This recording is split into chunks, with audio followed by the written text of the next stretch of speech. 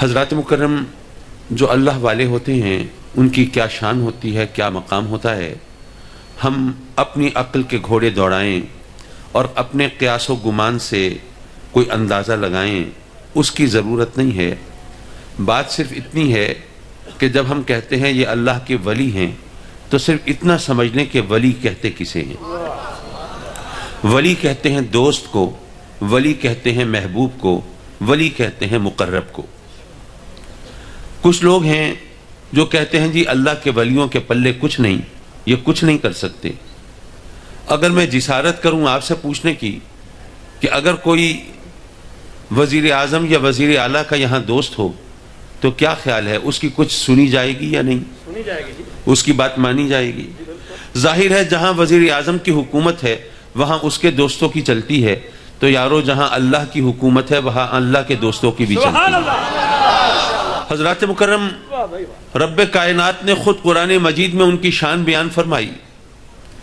جب شان بیان کی کہ یہ وہ ہستیاں ہیں جن کو نہ کوئی خوف نہ وہ غمگین ہوں گے، تو صحابہ کرام نے عرض کی آقا پھر ذرا ولیوں کی پہچان بھی بتا دیجئے، ان کو پہچانیں گے کیسے جو خوف اور غم سے محفوظ؟ اچھا، خوف اور غم دو الفاظ ہیں، لیکن اگر آپ غور کریں تو ہم مانا ہے فرق صرف زمانے کا ہے۔ آنے والے زمانے کی بات ہو تو خوف، گزرے ہوئے زمانے کی بات ہو تو غم۔ اگر امتحان ہونے والے ہیں تو امتحان دینے والوں کو خوف ہے کہیں فیل نہ ہو جائیں، اگر امتحان ہو چکے ہیں تو فیل ہونے والوں کو غم ہے کہ فیل ہو چکے۔ یعنی چیز ایک ہی ہے، صرف زمانے کا فرق ہے۔ آنے والے زمانے کی بات ہو تو خوف، گزرے ہوئے زمانے کی بات ہو تو غم۔ اللہ فرماتا ہے میرے ولیوں کو نہ کوئی خوف نہ کوئی غم، اے لوگو تم خبردار ہو جاؤ۔ اللہ اکبر۔ مولا ہمیں خبردار کیوں کیا؟ یارو یہ آیت کے الفاظ بتا رہے ہیں رب کائنات، گویا یہ فرماتا ہے کہ اے میرے بندو، میرے ولی وہ ہیں کہ آنے والا زمانہ آتا رہے، میرے ولیوں کو ڈرا نہیں سکتا، اور گزرنے والا زمانہ گزر جائے انہیں غمگین کر نہیں سکتا۔ میرے ولی وہ ہیں جن کا زمانہ کچھ نہیں بگاڑ سکتا، تمہاری اوقات کیا ہے؟ اللہ اکبر۔ جب رب کائنات نے شان بیان کی تو صحابہ کرام نے عرض کی آقا ذرا پہچان بھی بتا دیجئے۔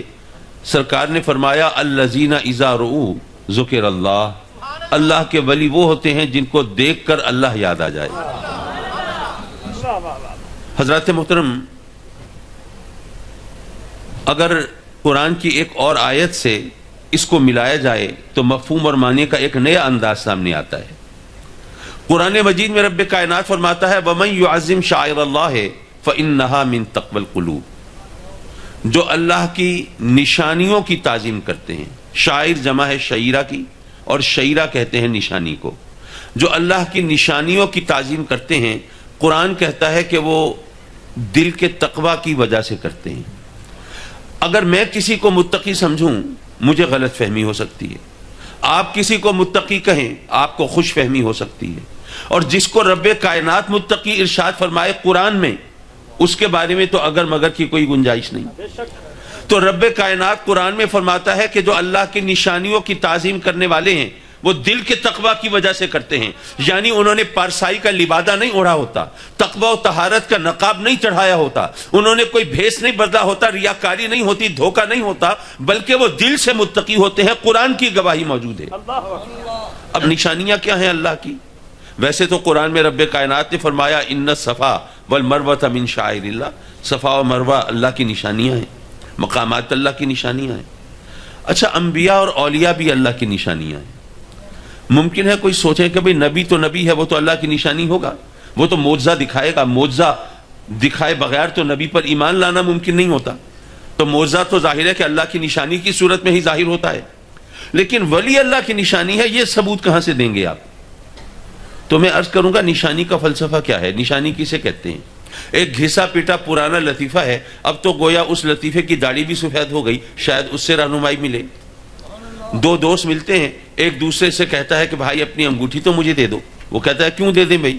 کہتا ہے یہ آپ کی نشانی رہے گی میرے پاس، جب بھی دیکھوں گا آپ یاد آ جائیں گے۔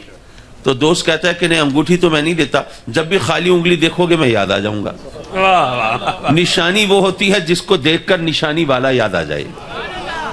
نشانی کی تعریف ہی یہ، جیسے ابھی حضرت قبلہ شاہ صاحب وہ اسٹیٹ سیکرٹری صاحب کی ہاں میں ہاں ملا رہے تھے اور فرما رہے تھے راضی زماں کی نشانی ہے، یہ غزالی زماں کا بیٹا ہے، تو نشانی اس کو کہتے ہیں جس کو دیکھ کر نشانی والا یاد آ جائے، اور آقا کریم فرماتے ہیں اللہ کا ولی وہ ہوتا ہے جس کو دیکھ کر اللہ یاد آ جائے۔ تو اللہ کے ولی اللہ کی نشانی ہے، اس کے لیے کوئی دلیل نہیں چاہیے، ثبوت نہیں چاہیے، کسی مفتی سے فتویٰ نہیں چاہیے، زبان رسالت گواہی دے رہی ہے کہ ولی اللہ کی نشانیاں ہوتی ہیں۔